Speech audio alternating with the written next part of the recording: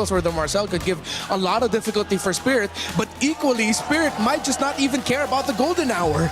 All right, well, we'll see. Is it going to be golden hour here? Marcel let through yet again. Will he continue his dominance here at MSC EWC 2026? Let's send it over to Leo and Trex for game 2. Back in the land of Dawn, we're going into game number 2. We're expecting Vamos to equalize, given that they are going to die on this hill. They're once again playing the Brody and the Zushin.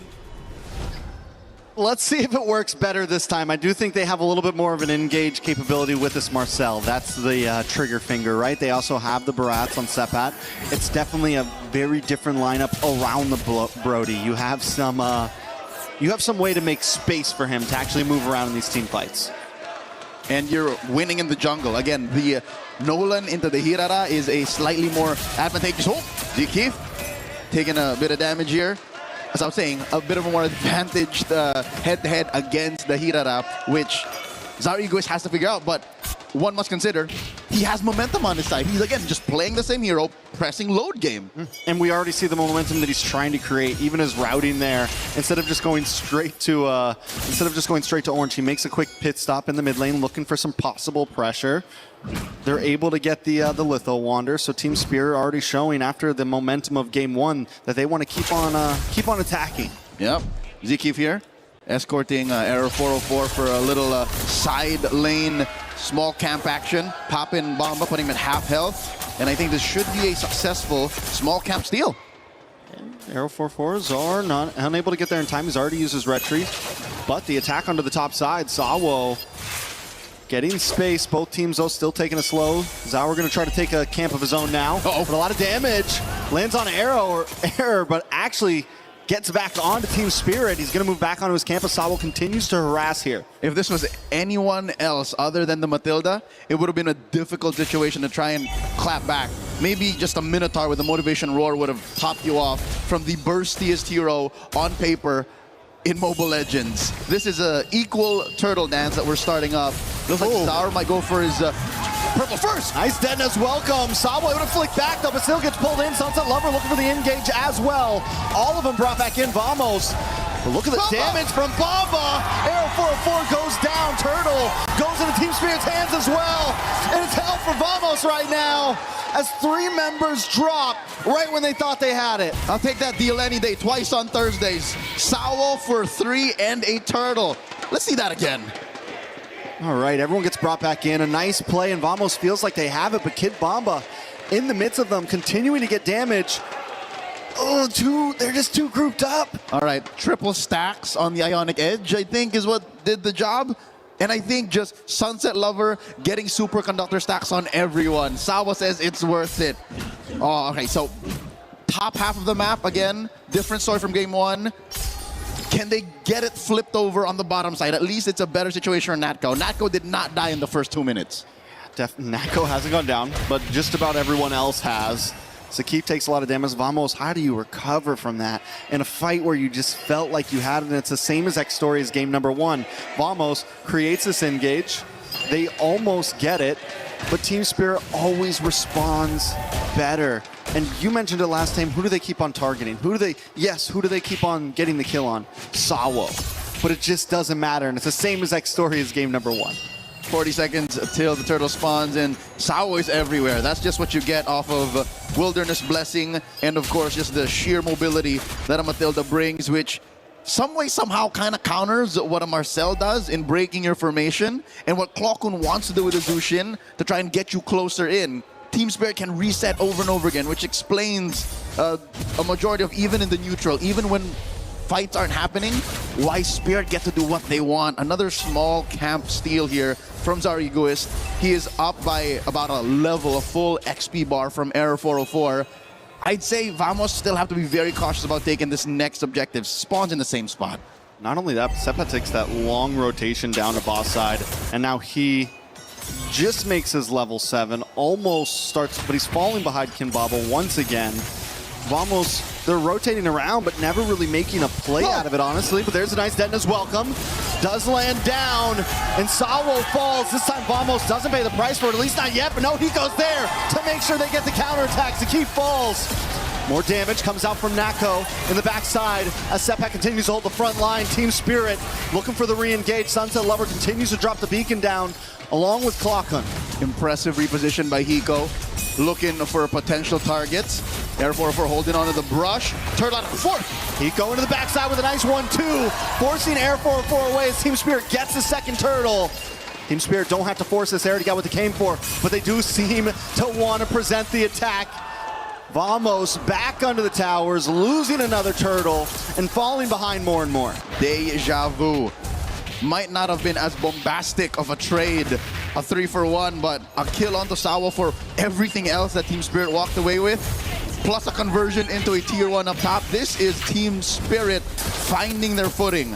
This is them playing comfortably in the knockouts, while Vamos, again, by picking 2 out of the 5 same heroes, are ending up with the same issues. Once they've used the Detna's Welcome, once they've come in with Air 404's Kitten Burst. Oh, another one, Detna's Welcome on a Uranus. I don't think they're going to have enough damage for that, but wait, everyone does pile on top. Consecration does pop. They're going to walk right into Zard here. Tower will get away, but still that's, oh, in the mid-side, Hiko finds Nako, and this is the constant response that Team Spirit brings. Every time Vamos drops a test, Team Spirit has the answers. Now they're going to move on to this purple buff as Vamos is kicked out of town, forced away out of their own jungle. Oh man, even the purple buff is in jeopardy, and Zaur just yeets that out of Error 404's hands. They're propelling up to a 5,000 gold. The flicker in! A lot of damage on a setback. Nice golden hour does come out from Vamos. All of them trapped under the tower, but it also stops them from taking tower shots. And that's going to help them succeed in taking that tier 3. Arrow 404 on the run. Team Spirit on the chase non-stop throughout this game. That's 2 full levels. That Zaur is ahead of Arrow 404. And Trex, correct me if I'm wrong, it took about 7 minutes for the first significant golden hour to be cast. It could have been perfect. It could have been perfect. Underneath the tier 1 too, but now Zkeef is running for his life, canceling that circling eagle. Natko might be one more casualty, but all while this was happening, the final turtle goes to Team Spirit. It's looking rough for Vamos at this point. Team Spirit consistently has the answers. I got to point out Hiko as well. He hasn't always, I feel like ever since the Gold Fighter really became popular over the past year or so, Hiko hasn't really gotten to shine on one, and this is probably one of the best games I've seen on him on a fighter in the gold lane, the Paquito. He's been finding angles, he's been outputting damage, he's performing today. And it's what you need with this kind of lineup. Again, the forward momentum, catching the Vanguard, flanking from the sides. Even Arrow 404 is scared of the Paquito. Hiko's getting punished here by Zkeef, but the advantage is just so palpable. It's huge. Kid Bomba, chunked down half. Purple here, still denied out of Arrow 404. He hasn't seen a purple for about 2 minutes now, maybe more. Vamos only getting 2 kills on the board so far, losing towers, haven't taken any objectives from the side of Team Spirit. They are smothering, and don't get me wrong, with a heavy frontline lineup that Team Spirit has brought, you kind of expect this power spike in the 6 to 9 minute mark. But Vamos has not been doing a good job at responding. They haven't been doing a good job of finding answers. They've actually been forcing fights sometimes when it's not even their time. This is a clear sign that you shouldn't be. Because in that little moment, the sequence down bottom, when they pushed tier 2, Hiko was putting fist to face against 3 with very little punish. He was doing that with impunity. Sure, Sawa was in the vicinity, but what does VMS do here? Vamos, they're looking to again get stacks on Natko's ult, stop them all with the perfect golden hour, and then Arrow 404 to clean up. Like, that's the perfect picture here, with Sepat being the engagement. That is, for now, again, deja vu, the grocery list of things that Vamos has to do to maybe cut this lead in half. I'm not saying even get a lead of their own, I'm just saying to staunch the bleeding. I mean, Vamos trying to do exactly that right now with the staunch the bleeding, with cutting lanes. Air 404 finding his way down the bot, finding his way to the mid. But I don't think this is a fight they want. I think at this point you just give up this Lord. Sawo unable to be caught by Marcel. Team Spirit having so much movement on the map that Vamos just isn't able to keep up in any way, not even in the macro, but also in the micro, in these small fights. Normally, Zakif wants to run in on a Marcel, get stuns on everybody, but all they're ever landing on is Bomba. Oh, Team Spirit looks for this orange now as well. Even the orange will be denied from Vamos. Now at an 8K gold lead. Putting myself in Malaysia's finest boots, all right? I'd say that little dance, or an attempt to dance, was more of just to stop Team Spirit from even pushing off lane. Because even the long lane is under the Dragon's control. Mid lane gets taken down. No more big turrets outside the base. Even an ideal flare will do nothing, because Team Spirit is literally 2 or 3 tax brackets above Vamos. Oh, they tried to go for the pop before the Lord connects onto that inhibitor. They weren't quite able to get it, but still down to nothing but inhibitors. Team Spirit could try to really break this down. Another wave comes in, waiting for the top side. Team Spirit builds up as the bottom crashes as well. Arrow 404 taking orange buffs just to try to maybe recall and get back involved in this fight with a little bit of something. But look at the damage on his Zakif. Hiko takes him out as Kid Bomba jumps into the back line. Zaur there as well, able to get a big kill. Clawcun bursts back, but Hiko under the base. Team Spirit want to close game 2 out just as fast as game 1. They refuse to give anyone over. They're backing out for the mere fact that there's no more wave, so they can take their time here. Bottom lane does have that chubby wave, taking care of that tier 1.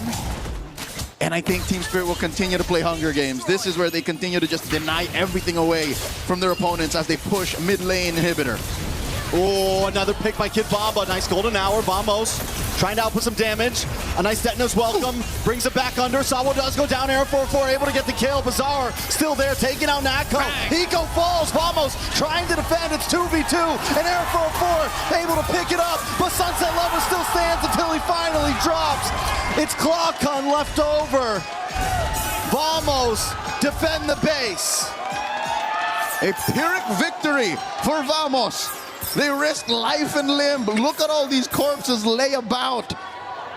And they were moments away from losing, but again, did they die? No, they didn't. They're still in it. Game 2. The base still stands. And with the game being just past the 12-minute mark, about 30 seconds for the Lord, Vamos could bide some time to start to scale. Team Spirit, though, do you think that was an overstep? Do you think they should have tried to end it there? Do you think it, you know? All right, if you're gonna ask me, I'd say the smarter move would have just been to back off, wait for it. But this is a Team Spirit we know and love. If they can see an end, then they will try to find that end. Truth be told, if they stay there 2 more seconds, free hits on the base, it would have been over. So I don't blame him for finding and trying to end it right then and there, but still, who's to say that this isn't over just yet? They're up by about 5,500 gold. Vamos looking to contest. Team Spirit secures the Lord. That's a golden hour started up. The beacon comes in as well. Golden hour unable to help Vamos stop that Lord or pause it all. But Hiko gonna get pulled back in as Arrow 404. Gets the connection, but Hiko still doesn't go down. Nako finally takes him out. Team Spirit forced to back off. Lord goes down. Zaur looked for the re-engage along with Bomba. Vamos down about 70% health amongst all members. Asawa looks for an angle in as well around the backside. Able to get the knock-up. The rest of the team split up. Vamos. Let's go. His triple all gets found out by Zaur, and Kid Bomba between 3. Will go down. Double kill for Zaur. Sunset Lover just hanging it out. Team Spirit now with an opportunity to fully end this. Now with an opportunity to finish what they started last time. And Zaur in the backside gets the triple. Looking for the Maniac. Can't quite get the final kill. But he doesn't have the ego right now. He just wants to end the game. But in comes Air. A Maniac for Zaur. Zakif under the base. Zaur wants to go for it, but he just can't connect. The base goes down. And Team Spirit take game 2. The Dragons of the North are at match point. Game